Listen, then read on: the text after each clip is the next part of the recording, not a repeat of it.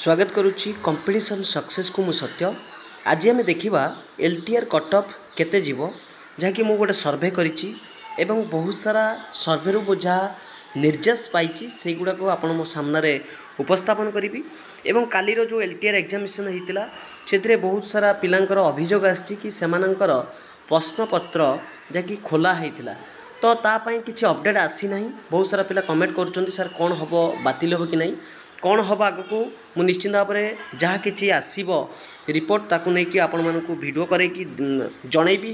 आज आम देखा किंतु कौन ना कटअप देखा केते जीव देखूँ मु कटअप आनी जहाँ कि एलटीआर प्रिलिम एग्जामिनेशन 2025 आपण मैंने देखिपे पीसीएम जनरल जो मैंने अच्छा से मैंने जब 50 रखिंट से सेफ अच्छा बोली जानी नियंतु एवं जदि एससीबीसी 45+ रखुंट तो निश्चित भाव में आपण मैंने सेफ एससी जदि आपण मैंने 30 रखुंट तो निश्चित भाव में आपण मैंने सेफ अच्छा जदि आपण मैंने एसटी ताने समस्ते क्वालिफाई हबार पॉसिबिलिटी अच्छी।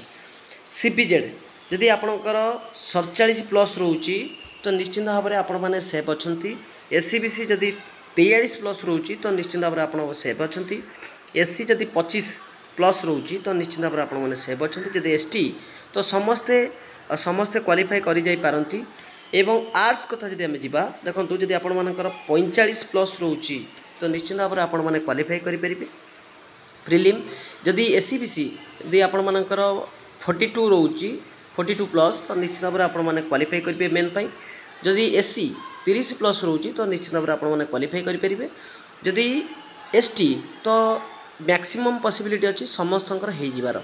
ओडिया देखूँ जदि आपण मानकर 52 रोची जनरल तो आपण मानकर हबार पॉसिबिलिटी अच्छी। एससीबीसी जदि 47 रोची तो हबार पॉसिबिलिटी अच्छी। जदि आपणकर एससी 32 रोची तो हबार पॉसिबिलिटी अच्छी। जदि आपण मानकर एसटी समस्त हबार चांसेस अच्छी। तो यह थिला तुम मानन कटअप। जदि वीडियोटी भल लगी तो लाइक करेंगे, चैनल को नुआ आसते तो निश्चित भाव में सब्सक्राइब करदे जहाँ कि इनफॉरमेशन पाइबे जेन्युइन इनफॉरमेशन। मुझे अधिका वीडियो करेनी आपण मैंने जानी जेन्युइन इनफॉरमेशन वीडियो नहीं करी आसे। रही नमस्कार, जय जगन्नाथ।